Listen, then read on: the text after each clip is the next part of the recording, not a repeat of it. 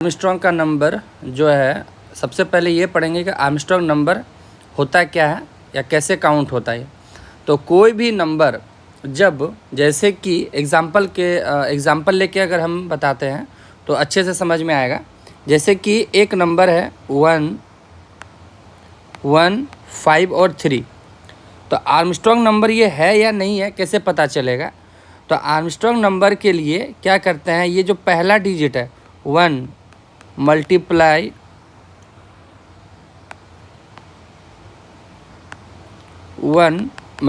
1 is equal to 1, ये हो गया। फिर दूसरा स्टेप 5 का, 5 मल्टीप्लाई 5 इज इक्वल टू 125। तो 125 प्लस ये वाला वैल्यू यानी कि 1 इज इक्वल टू कितना हो गया, 126, है ना। अब जो है ये वाला वैल्यू कौन सा, 3 वाला वैल्यू, 3 3 3 3 127।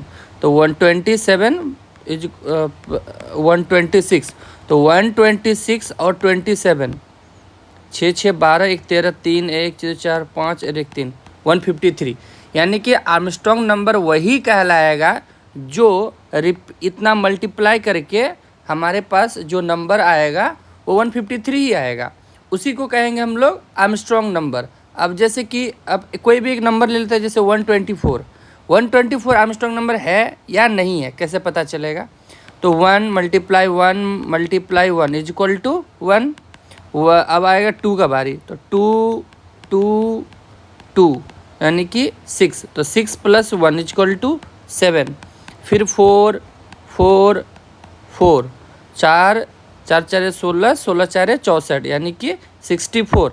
64 प्लस 7 कितना हो गया, 64 और 7 71 आ रहा है।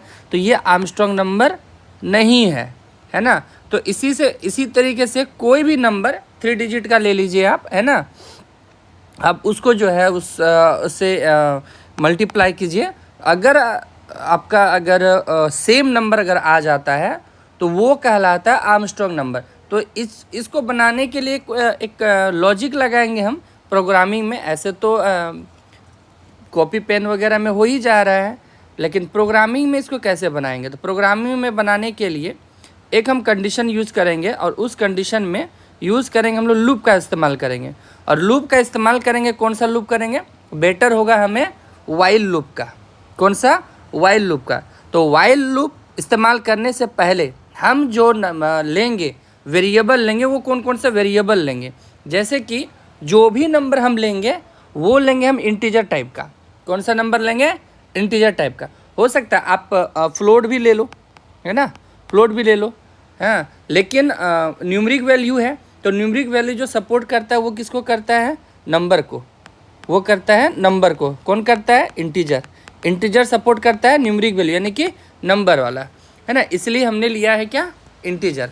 तो एक नंबर रहेगा, कोई भी जो वैल्यू हम देंगे, इनपुट देंगे, यानी कि जो जैसे कि 153 हम दिए, तो ये n है, ठीक है, n हो जाएगा ये। r क्या है?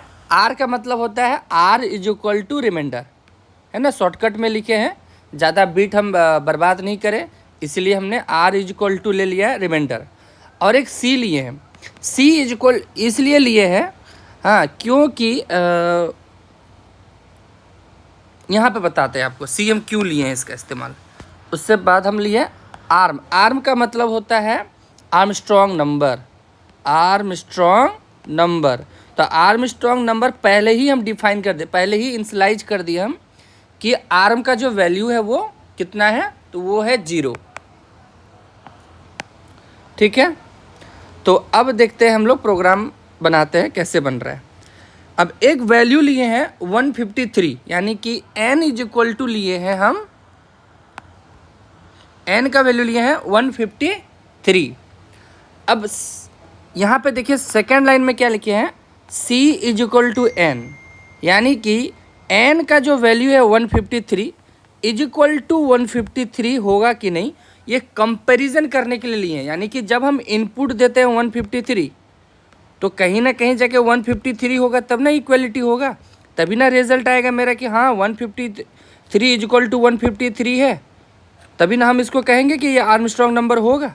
अदरवाइज अगर मान के चलते हैं, लिख लेते हैं हम लोग कि n का वैल्यू हम दिए थे पहले 153, अब रिजल्ट आया मेरा कितना 64, तो इक्वल तो नहीं है, तो ये आर्मस्ट्रॉन्ग नंबर नहीं होगा, तो नॉट आर्मस्ट्रॉन्ग नंबर। ठीक है, ये कंडीशन के लिए हम लोग यूज़ किए हैं c इज इक्वल टू 1। अब नेक्स्ट स्टेप है वाइल।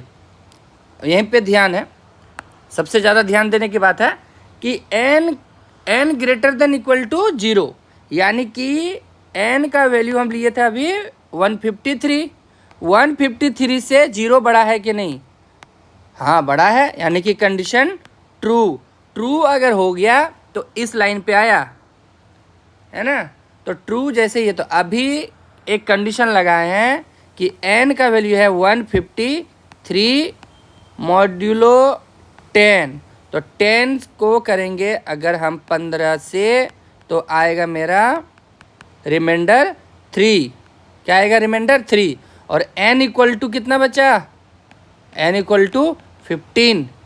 अब यहाँ पे ये इस लाइन पे आ गए हम लोग, है ना।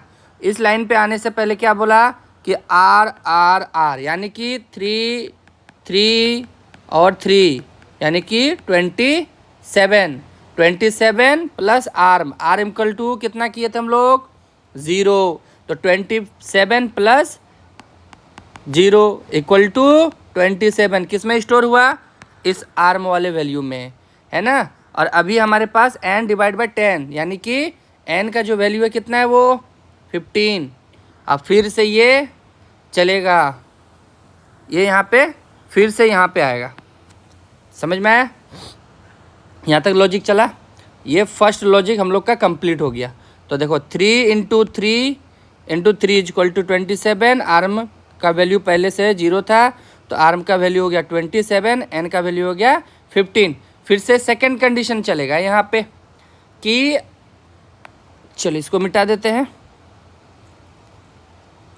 सेकंड कंडीशन है, बोल रहा है फिर से कि 0 से बड़ा है कि नहीं n 15, हाँ बड़ा तो है, तो कंडीशन ट्रू।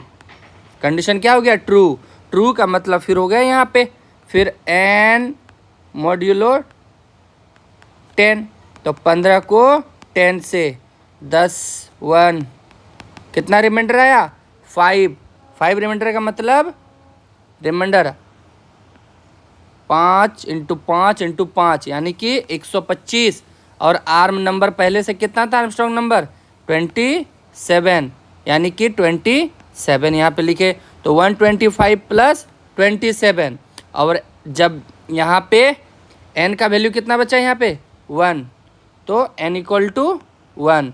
अभी हमारे पास n कितना है 1, फिर से यहाँ पे n इज इक्वल टू बचा हमारा कितना 1, फिर से एक कंडीशन जाएगा यहाँ पे, फिर देखेंगे लूप स्टार्ट हो जाएगा, तो बोलेगा कि n का वैल्यू 1 है, ग्रेटर है 0 से ग्रेटर है, ये बिल्कुल है, तो यह कंडीशन क्या हो गया, ये कंडीशन हो गया ट्रू। जैसे ही ट्रू हो गया यानी कि कितना था n का वैल्यू है तो 10, और यहाँ पे हो जाएगा 1, तो 10 को नहीं देंगे, 10 को 0 से गुना करेंगे तो ये हो जाएगा 0, यानी कि रिमाइंडर कितना बचा 1, तो 1 को कितना बार गुना करेंगे रिमाइंडर इंटू रिमाइंडर 3 बार गुना करेंगे तो 1 इंटू 1 यानी कि 1, और पहले से मेरा कितना था 125 प्लस 27 यानी कि 125 26 125 27 और 1 7 4 12 1 13 3 1 2 4 और 1 5 और 1 1 153, और n का वैल्यू कितना बच गया अभी 0, क्योंकि यहाँ पे जब डिवाइड किए थे तो बचा था हमारा वैल्यू 0। अब 0, अब यहाँ पे फिर से कंडीशन स्टार्ट हो जाएगा, यहाँ से यहाँ चलेगा। अब बोलेगा कि 0 ग्रेटर देन 0, नहीं ये तो फॉल्स है। अब जैसे ही फॉल्स होगा तो प्रोग्राम हमारा क्या हो जाएगा टर्मिनेट कर जाएगा, है ना। तो फिर यही हमारा आंसर कहलाएगा, ये क्या कहलाएगा आंसर कहलाएगा।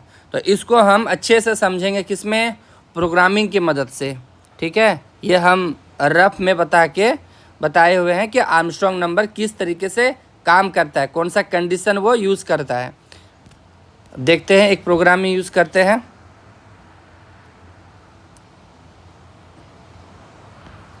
यहाँ पे देखिए, क्लास का नाम लिए हैं हेलो, फिर मेन मेथड यूज किए हैं n इज इक्वल टू 153, आर्म इज इक्वल टू 0, रिमाइंडर और सी को यहाँ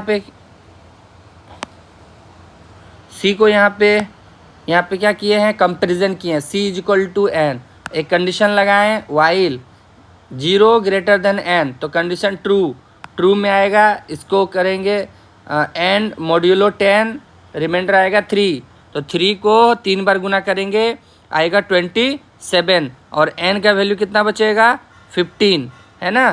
तो यहाँ पे आ गया 27, फिर से एक कंडीशन लगाएंगे, यहाँ पे आ जाएगा, फिर हो जाएगा n का वैल्यू होगा तो कंडीशन में ट्रू हो जाएगा, तो फिर यहाँ पे आ जाएगा तो 15 और 10, तो इसमें अगर हम रिमाइंडर निकालेंगे तो निकलेगा 5 को 3 बार से करेंगे, ये कंडीशन हमारा चलता रहेगा। जैसे ट्रू जब तक होगा तब तक ये कंडीशन चलेगा, जैसे ही फॉल्स हो जाएगा वो कंडीशन एग्जिट हो जाएगा। तब हम एक कंडीशन यहाँ पे यूज़ करेंगे, इफ स्टेटमेंट यूज करेंगे कि c is equal to arm, यानी कि मेरा जो टोटल नंबर आर्म में जो स्टोर हो रहा था, जैसे कि आर्म का वैल्यू कितना दिए हुए थे, पहले n का वैल्यू कितना दिए थे 153, अब 153 हमारा स्टोर किस में हो गया, आर्म में, और हम स्टोर किए थे आर्म इज इक्वल टू सी, मतलब सी इज इक्वल टू आर्म, सी का वैल्यू कितना था पहले, यानी एन का वैल्यू जितना है उसमें स्टोर हो रहा था सी में, तो सी का भी वैल्यू 153 होगा और आर्म का भी वैल्यू 153। अगर कंडीशन 3 है, अगर कंडीशन ट्रू है तो आर्म स्ट्रॉन्ग का नंबर कहलाएगा, अगर कंडीशन फॉल्स है तो आर्म स्ट्रॉन्ग नंबर नहीं कहलाएगा। ये हो गया हमारा कोड। देखते हैं 153 यहाँ पे दिए हुए हैं, अब देखते हैं ये होता है कि नहीं, रन करते हैं। ये हो गया आर्मस्ट्रॉन्ग नंबर। अब 153 के जगह पे कुछ और नंबर दे रहे हैं, आ,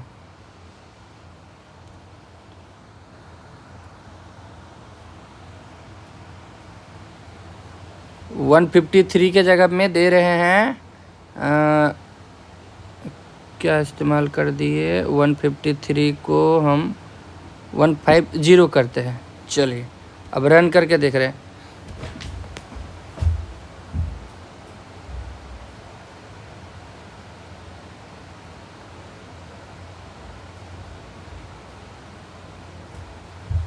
देखिए ये नंबर कहलाएगा it is not a Armstrong number, ठीक है।